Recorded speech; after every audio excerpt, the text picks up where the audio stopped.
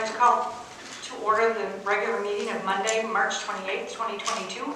If you would like to join us in the Pledge of Allegiance, please stand.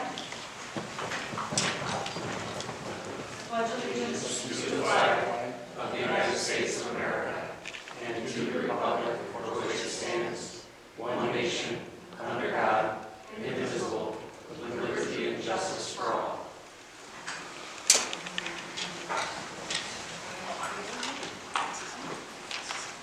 The clerk will take the roll, please. Councilmember Ashburn. Councilmember Lamb. Here. Councilmember Mosherat. Here. Councilmember Pemberton. Here. Councilmember Ruiz. Mayor Pro Tem Archibald. Here.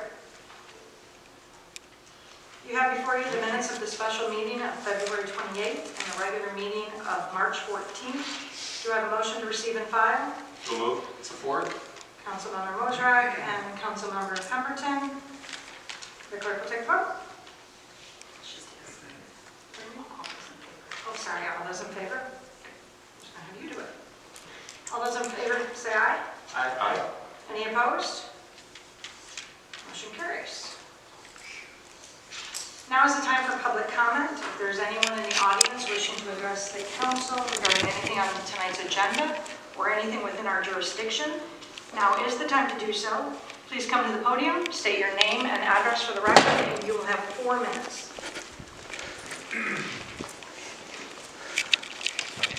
Good evening. My name is Roger Fleury, Jr. My address is 1423 19th Street, Port Huron, Michigan.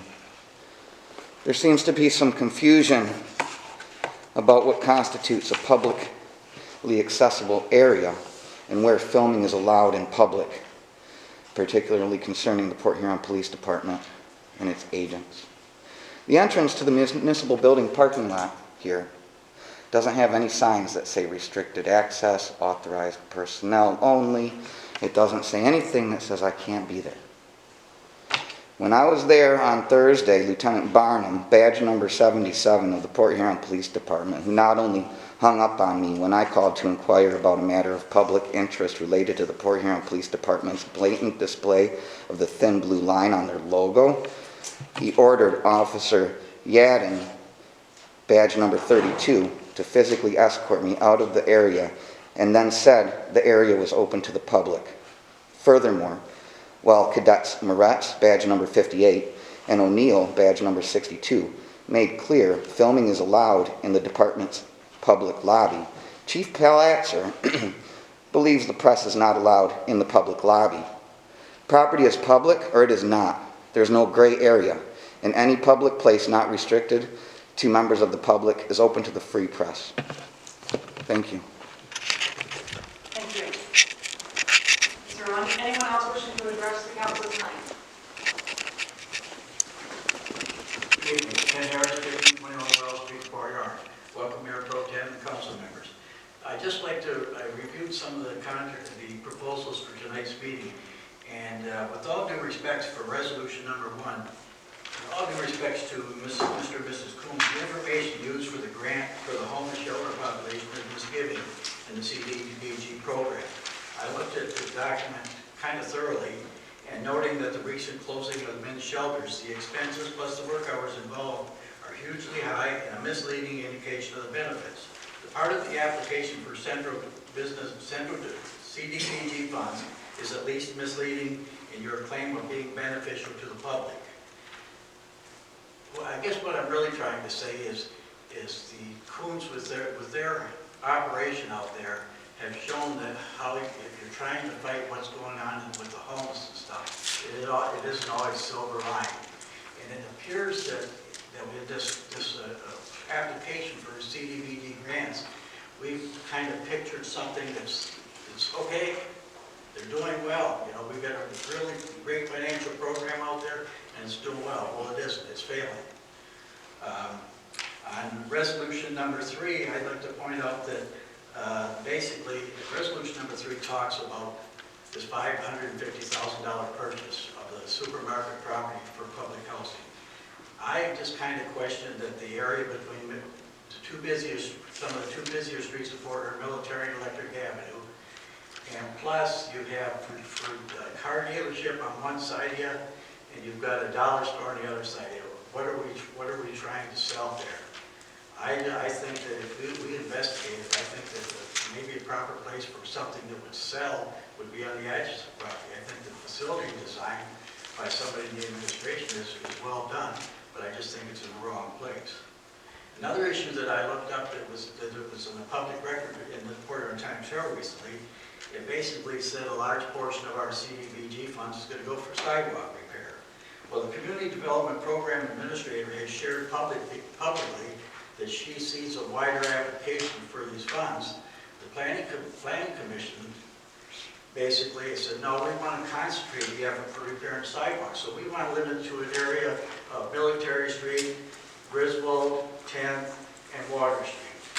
And then the city manager adds to that in the local newspaper. He said, well, he even wants to narrow it down to 6th Street, Wall, and an area in that area.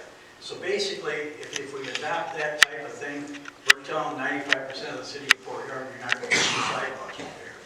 And I guess that's not what we're supposed to be here for. Finally, I'd like to conclude with the resolution number 7. I look back at the proposed budget for this year, and we have a beverage manager from McMorrin. And while I really think Casey's will make a great addition to the program there, I kind of question the cost. Right now, my understanding, looking at the last one there, the cost for the manager for the beverage was $53,000 a year, and I know you pay the help throughout the years.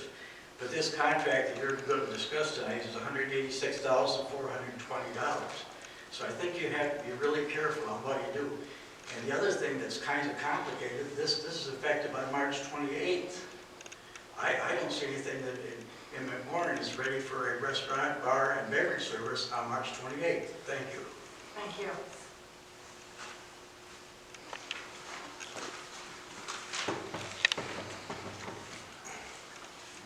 Hello, Scott Farquhar. I live at 1039 Water Street. I'm here kind of on behalf of my boat club, Black River Boat Club, and also on behalf of myself, self-proclaimed Black River Mayor. We are planning our second annual Black River cleanup. Last year, with just coming out of COVID was still happening. We went a little bit on the lighter side. It was kind of word of mouth and to see what kind of response we would get from people. And we had a pretty good turnout. I have spoke with Mr. Freed.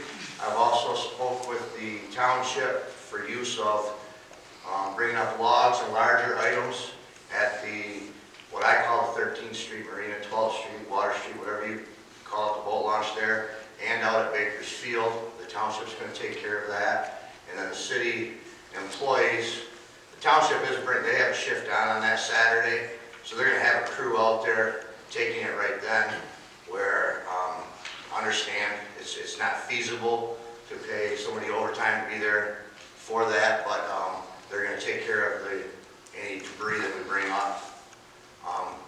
We're going to open it this year up to the public. We also want to go after trash. Last year we did basically from 10th Street to the canal. Obviously, a lot of the boaters in our boat club use the canal.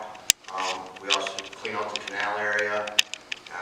Basically up to about Bogies, the golf club in there is where we concentrate, but we're not saying that you can't bring something from Loudon's Road. It's just to clean up Black River. When I was younger, very young, when my father was alive, this was an annual event, and we started organizing it about 3 years ago, and it finally came to effect last year. Like I said, this year we're going to add it up. I'll probably come to another meeting and bring it up again, because I would love to get support from wherever I can get it. I'm not good at begging for help, but we want to make it nice. And I mean, if you look along the river, especially all of our bridges, there's so much garbage there, and it's just, the water brings us a lot of money. And if anybody knows me, I love the water. So, thank you very much. Thank you. Did you say what the date of the cleanup is going to be? I'm sorry, it's going to be May 21st. Thanks. Thank you. Is there anyone else wishing to address the city council?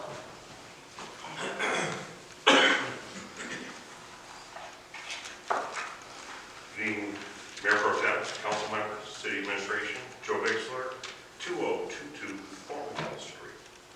I'm going to read my comments in the interest of brevity. On behalf of our community and specifically the Southside Initiative, we're pleased to provide our support for a pending project to the property formerly occupied by Worker District Market on Electric Avenue in the city's south side. I believe that's the resolution number 3 that you're going to address. This project represents the beginning of what could and should be a renaissance of a neighborhood that once was inclusive, diverse, and an economic epicenter. It can be again. To that end, this project becomes a launching point for said development. I'd like to share the following points. We are honored to share our spirit, resources, and time to assist the city to make this project a starting point for the city's southern gateway. We believe that this project will provide an opportunity for economic and community vitality, community input, emphasizing the community development aspect of this and future projects, and a facilitated approach to neighborhood development promoting inclusivity, neighborhood historical significance, and to promote a sustained approach to the same. The genesis of this project will provide the city new resource, new measure of housing, jobs, small businesses that can catapult economic development. Economic development without meaningful community development parameters is sure to be tested. We must engage every facet of the neighborhood in order for this project to be successful. With respect to these points, the Southside Initiative stands with the city to move this project forward